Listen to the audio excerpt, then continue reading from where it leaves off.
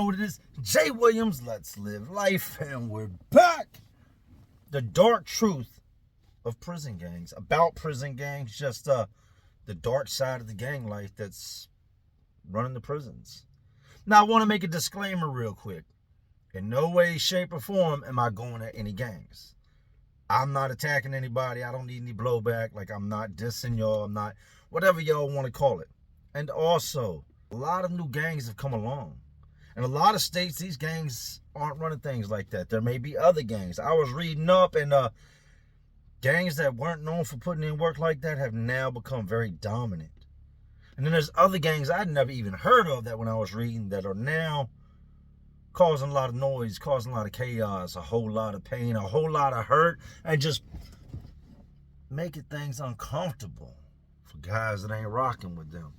Now, with my video today, I'm going to get into the bad that I saw with it. Now, with everything, there's got to be a good side and there's got to be a bad for the most part. That doesn't apply to every situation. But with the gangs, there's some good stuff and there's some bad stuff. We're going to get into the darker side of it. What it's going to be like for you if you're not gang affiliated. How you can expect your time to be, and some of the things you can expect to happen. I've seen a lot go down with the gangs. The majority of the time when people were fighting, it was gang related. The gangs fought amongst themselves. At times they would fight with other gangs.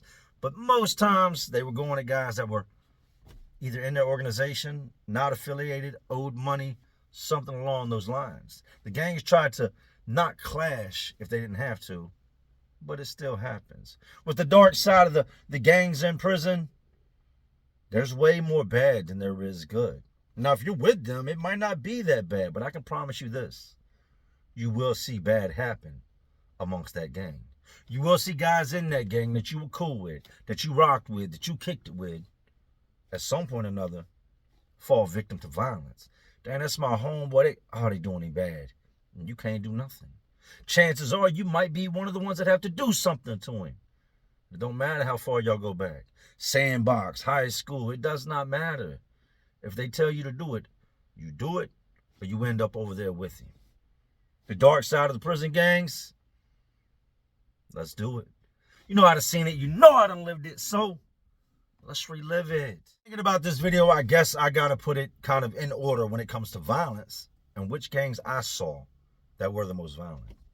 Coming in at number 5. 5 is going to be a shocker for a lot of people because a lot of y'all watch TV. Y'all are used to the West Coast politics, the Midwest, and just what you hear. But I can only speak on over here. Over here, number 5, the Aryan Brotherhood. Now, in reading up earlier, when I typed in prison and gang attacks and this and that, the Aryan Brotherhood was the first thing that popped up. I watched them integrate into the prisons. And at first, it was a whole entire joke. It was a bunch of white guys that just came together that didn't have no type of, yes, y'all can do that, no okay from the higher-ups. That just started putting tattoos on themselves. That just started saying, we're Aryan. Until some of them real Aryans showed up. And I will say this, them guys put in work. They put in work on them Aryan dudes that weren't really Aryan dudes as soon as they got there. Where'd you get them bolts at? Where'd you get that Swazi at? Oh, you got a bird on you. Oh, you did what? Oh, you just decided you wanted to get that? Here, hold my knife. Take that. Here, come here. Hold that knife. Hold that knife. Keep that. Yeah, talk to you later. Pretty much how it went. But like I said, I can only speak for over here. So, not putting down nobody's organization, not saying y'all don't put in work. I've read up on it and I see out in the California systems, they've been around for a long time. It can work out there where you have more white dudes. Over here, white guys make up maybe 10, 15% of the inmate population. So to think that they're going to come together and form this organization that's going to start shutting things down, it's not really going to happen out here. Not to mention, you've got a lot of white dudes, and when I say a lot, I'm talking half of the white dudes that are locked up on drug-related charges, thefts, things of that nature. They're not naturally violent guys. They're not big and jacked up. It don't matter what you are. You can be the smallest guy, the biggest guy. When they put them handcuffs on you, you're going to take that trip. You're going to go to prison. The end. So you don't have that mixture of just a bunch of violent white guys that can form a gang. But they did come together. They did form up. The good in it, I don't know. I don't know if they joined up just to say, hey, we're in a gang. if they joined up for protection, said there's, strength in numbers, the more of us there is, the more powerful we are. I never really seen them come together and do anything that stood out like the other gangs did.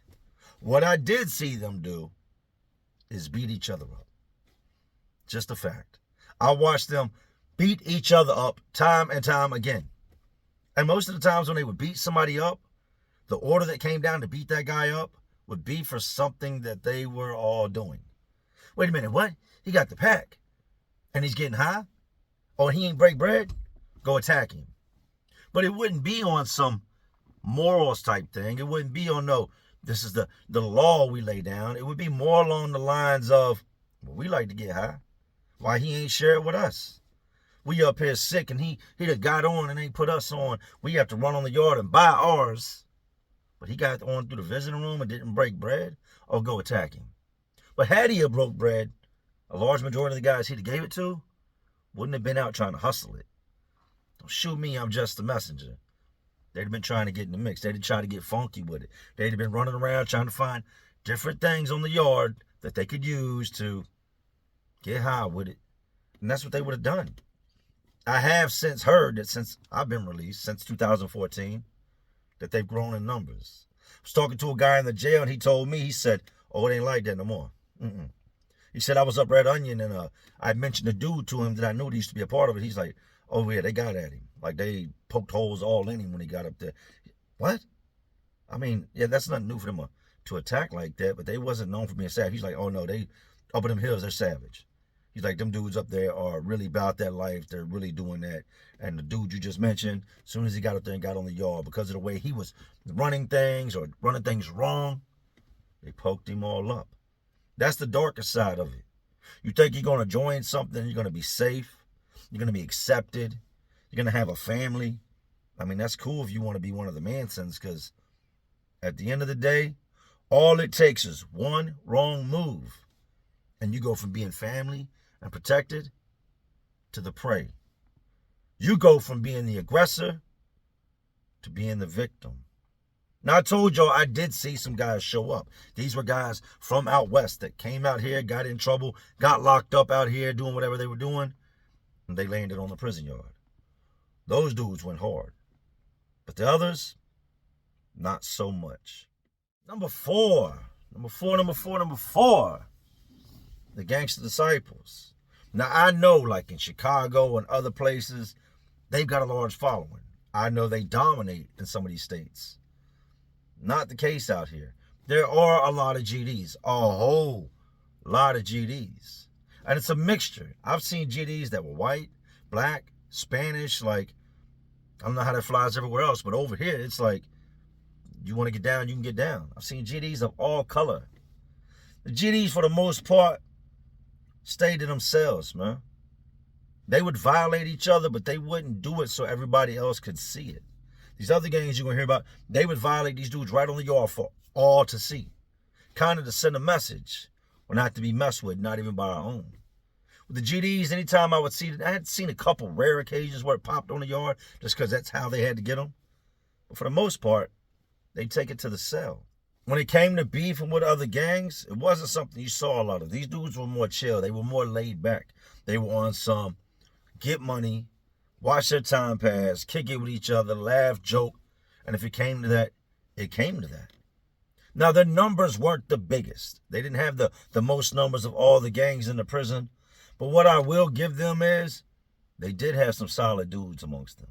They had guys that were locked up here from other states that were GD, and they all kicked it. And if you went at one of them, for the most part, I'd say 80% of the dudes that were standing around were going to rock. They were going to go. But it then falls back to that same thing. It was like a common thing for some of these gangs. They were quick to jump on their own. Like I said, not in front of you, but even in the housing unit, you hear it. You see it. When you see the guys meeting up over there and they're flocked up and they're congregating, you overhear the conversations. You see the one guy standing there looking scared.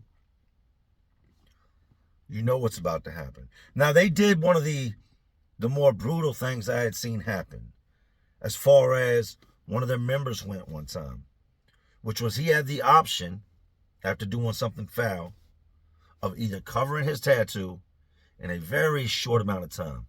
We're talking 2-3 hours, that tattoo had to be gone. Or when he came out in the yard, they were going to take something sharp and cut it completely off of him. This inmate would then come to me and try to get me to tattoo him. One, I've got a schedule to keep. I don't tell everybody else that's in line, that's been waiting for weeks, and hey, he's going to cut in front of y'all because his gang politics have now put him in a position where he's going to get this done to him, Everybody else has got to wait now for this guy that messed up. Nobody's trying to hear that. And letting him cut the line would have caused all types of beefs for me. All types of chaos between me and the guys that pay me for the tattoos. So what I did do was give this guy a backup tattoo gun, a little bit of ink, and then he went to his cell and sat there and colored over top of this tattoo. Just scribbled black until this thing was gone. But he chewed the skin up. It became infected. It was such a nasty thing. If you don't know what you're doing when you're tattooing and you just run over the same area, it's equivalent to taking a pencil on a piece of paper and coloring in the same spot too long. Eventually the paper's going to rip. Except this is your skin. You had big holes, big infections, and that was what it was going to be. It was going to be, you do that, somebody else covers it up, you come out tonight, it's gone, or we cut it off for you. They weren't playing. They had some big boys. When I mean big, they had some big boys. One of their leaders at one point was a big white dude with a bald head. And he was just a tower of a man. And he was as violent as he was big. And he didn't play when it came to the guys under him. He'd laugh and joke with them. But when it came time to discipline, he ruled with an iron fist. There was going to be blood. There was going to be a lot of it. And whoever violated was going to get hurt. Next one I had to think on for the spot for number 2, number 3, them Crip dudes.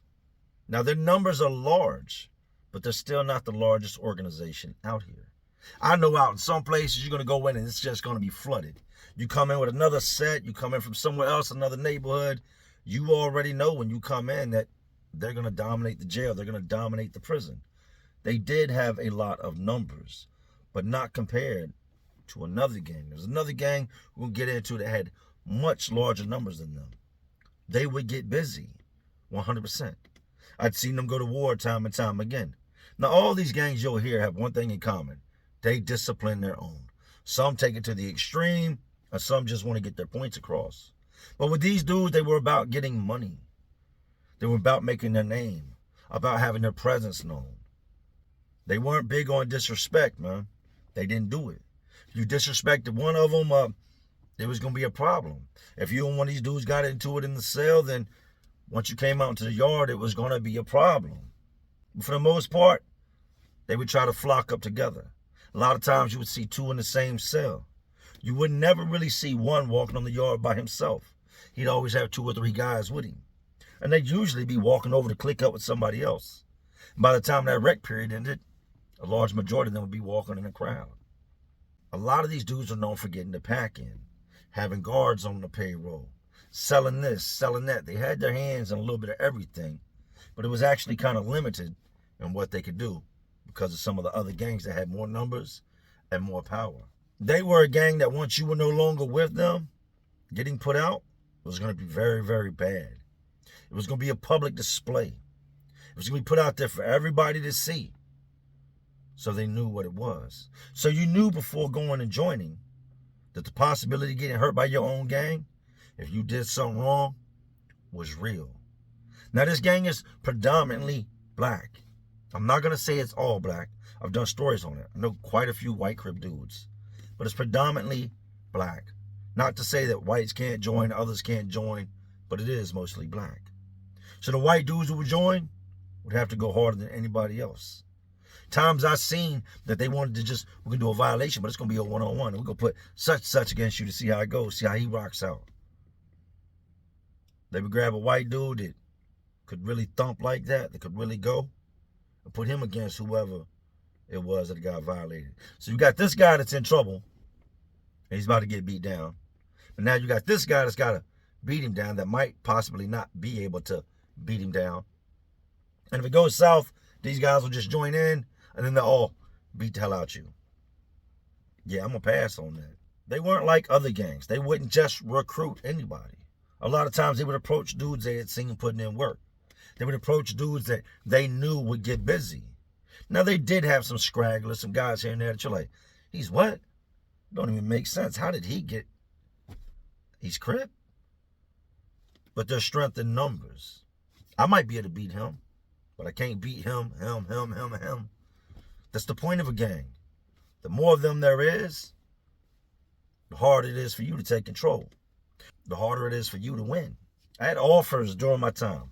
That's weird to say offers like it's the NFL. I had offers. I had guys come to me from different sets on different occasions trying to get me to join. That was an organization that tried to get me to join. Never linked up. Had homeboys that were Crip. GD, MS-13, Blood. I had homeboys from all different sets. I just never seen the need to get down. After watching what they had done to their own, what some of these guys had gone through, after trying to escape the violence that takes place in prison, only to be victimized by the guys they joined up with, I'm going to pass on that. I'm good. We got an understanding. So I feel for the most part that if I got a problem with y'all, I can come to you. I mean, Crip dude can get it out the way, or me and this dude can get it out the way. Why would I want to join? But a lot of guys did join. They would give money. Guys that didn't have any food would get food. But even that had a downside to it. I remember one point they had a dude that was running it that made it mandatory that everybody that came back from commissary broke him off a certain amount every single week. How does that work? Now, I do know this guy would put together care packages for new Crips that came in. Here you go, hygiene, some food, stuff like that. But for the most part, he was stockpiling it. It was his. I don't know if they would use it to buy weapons. They would use it to buy certain things that come into the prison. But whatever it may be, he pretty much had every one of his guys under him paying rent. I kind of like my food, my commissary, the things that I scramble up or my people send me money I'm able to buy. I don't think I want to give it away to somebody else just because I'm in a gang. Yeah, but for the most part, I'm going to be honest. Cool cats. Just didn't want to get on their bad side. Number 2, the MS-13s. Now, I want you to get this, because this goes back to something I said earlier about numbers, and they didn't have enough numbers. These MS-13 dudes were outnumbered by a long shot. But there was a big difference in the Spanish guys that were coming in opposed to everybody else. A large majority, very large majority of these guys coming in had bodies, very violent charges, had done heinous acts. So they get inside the prison, you get a bunch of men who are naturally violent, who are locked up for violence. You put them together, and more violence is going to ensue. And that's exactly what would happen with the MS-13 dudes. They stayed to themselves. They conducted business amongst the Spanish community. And the only time you would really see them rocking outside of their community is if it was business. When I mean business, I'm talking about something they had to do outside their organization. Say they needed weapons, or they needed metal, or they needed something they couldn't get their hands on. It's a no-brainer. You're going to have to deal with somebody else, or you're just going to go without. So then they would deal with the other race to get this or get that. Even with the drugs, it was forbidden for one of their members just to be tooting up and getting high and doing all that. But if they didn't have somebody bringing it in at the time, or they couldn't get their hands on it, then they would go to the other gangs and buy bulk of whatever it was they wanted and then redistribute it throughout the yard. The level of violence they displayed was like nothing I had seen before. I'd seen it in the streets, but not on this large of a scale. These weren't the guys that were going to stand around all day arguing. These weren't the guys that were going to just run up and give you the fair one-on-one. No. These were guys that when you found yourself in an issue with them, you knew you were going to get cut. You were going to get stabbed. And talking to one of my homeboys one time, I said, "Man, what's up with y'all, man? Y'all are like butchers. Like, every time y'all get into it with somebody, you just want to, you want to go on Michael Myers on somebody." He says, "That's just the way it is." He said, "In the streets, we got guns." He said, "But the main weapon of choice, machetes, knives, things like that, a lot of us have been stabbed, cut in the streets. Like, Most of y'all ain't been stabbed or cut, but for us, we've seen those type of situations played out. We've seen dudes get hacked and chopped and stuck, especially in other parts of the world. You get outside the United States and other countries, it's normal. So for him to stick somebody, it's not his first time most times. These dudes are heavily, heavily tattooed. Like they wanted everybody to know what they were. They didn't just get a tattoo on their shoulder, on their back. Sometimes they did. But a lot of these dudes would plaster it right on their face, right on the side of the head, the back of their head. You didn't have to second guess what they were when you saw them. You seen it coming towards you. You can't miss a giant MS right on somebody's forehead. It's very hard to do. Even though you're supposed to mind your business and not look all around, it's hard to do. Now, they didn't do things that some of the other gangs did as far as messing with boys. Forbidden. Let them catch one of them Spanish dudes creeping with the boy in the shower. Or ain't nobody looking, trying to slide the boy in the cell. It's going to be serious consequences and repercussions. And the way they handle things, much different. They don't want you to know what they're doing when they handle one of theirs. Because they don't want you to get the bright idea that you might be able to do it. Or they don't want you looking down on him after they've done it. But everybody's going to know they did it.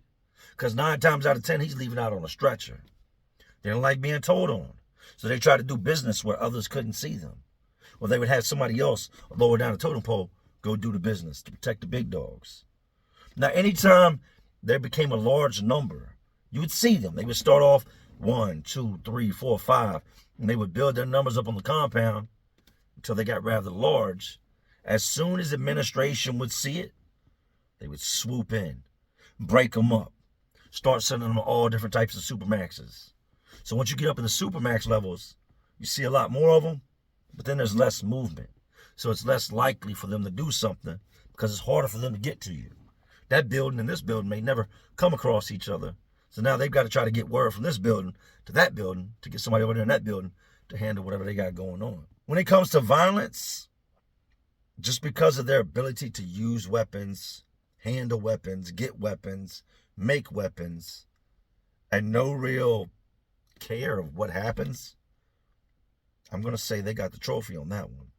These dudes would act with no fear of the guards, no fear of the court systems, no fear of getting a life sentence for attacking a man and taking his head off, no fear of attacking you right in front of a guard and taking your life. None. When everybody else and all the other gangs, 99.9% of the time, when they move like that and they attack, you want to get away with it. Not these dudes. If they were going to attack somebody one in their gang, they wanted to send a message. They wanted to do it where everybody could see it. Right on the yard, in the chow hall, in the boulevard, going from building to building. Wherever there's a large crowd, that's where you can usually be expecting to get hit up. Because what good is it for them to attack you like that if everybody else don't see it? Yeah, they got their target, but this can be a 2-for-1. They can get their target, eliminate their target, and send a message to everybody else at the same time while they're doing it. Nothing will make you think twice faster than watching a man scream. When I mean scream, the stuff nightmares are made of. Scream at the top of his voice like a little girl as somebody else is bearing a piece of metal in him. As they grip onto his shirt and he tries to pull away and the shirt rips and you can hear the skin pop every time they hit him. In those moments, all you can really think is, man, I'm glad that's not me. I'm glad that's not me. And you try to move away from the situation. This is something I saw time and time again with these men. They had no problem taking you up out of here. They weren't afraid of what would happen if they did. That makes for a very, very dangerous gang. Number 1, hands down, them Bloods. There are so many of them Bloods. There are so many different sets. They're everywhere. When I left, and this is no exaggeration, when I left, I would say realistically, the yard consisted, probably 40% of the yard was Bloods. Now you got to take into consideration, that's 40% out of 100. Now you've got other gangs mixed in that might make 5%, 10%, and you've got general population. They accounted for almost half of the MA population. Before you knew about any gangs, you were going to know about them. I've walked into pods for the first time. New guy, going to my cell. Became apparent real quick. They ran things. Now, they tried to keep their beefs, for the most part, to a minimum because they had so much to lose. But even with that being done, a large majority of the time, if there was a beef or an attack, they were responsible for it. I was attacked by these dudes as soon as I got there. Voila. Well, I painted out like I came in and was on some Kimbo Slice, you know what I mean? Like I was just in there. Like I came in and got jumped immediately for no reason. Other than these dudes were bullies and wanted to get their point across. I would see that same thing happen year after year after year. Violence is an understatement. They have a lot of younger members, 18, 19. These dudes get busy. Now, the problem with this was they would act without being told to do it. They would just go out and attack somebody. You could be just anybody, and all of a sudden you're getting attacked by these guys just because they felt like messing with you. Now, their beatdowns were for everybody to see. We had this spot outside, this corner beside the wall, where it was at least 3 times a week. We also played handball there. They would come over there, hey, let us get the handball court for a minute. It's a blind spot. The tower can't see it. The guards can't see it. Guys can stand there and block in this corner so the vehicle riding around the outside of the prison all day can't see it. And they would send their members in there that had done something they'd been told not to do or just decided to do on their own. And dudes would ride down on them for a set amount of seconds and beat them down. The fight doesn't stop when they hit the ground. The fight don't stop once he starts losing. No, the clock keeps going. And they just keep wailing on him, beating on him. The only thing I did see that I could agree with when it came to it is they didn't put boots on him. Unless they really hated that guy and wanted him all the way out. Then it was all, anything goes. But they would just beat him and beat him. Their recruitment process was nonstop. When they weren't violating somebody in that corner, they would do what's called bringing them home. They would, you want to be blood? All right, go over in the corner. You go over in the corner, usually you'd have a trial period where you kick it with them and they get to know you, and then once they, bring them home. They send you over that corner and a set amount of guys are going to run up on you. And now you got to prove yourself to everybody. You've got to fight. And you're probably not going to win. But it's not designed for you to win.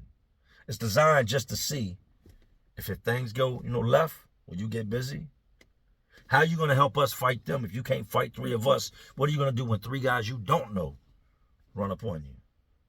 So they would rumble. As far as the money went, the drugs, stuff like that, I'd say they had the largest hold on all of that. Now, you had some OG dudes that weren't gang affiliated that got money. But for the most part, these Bloods had the most packs being brought in, had the most females, had the most guards. Read up on that. So they had control of things like that. He who has the most has the yard. You got the most weapons, you got the most drugs, you got the most money, you got the most numbers.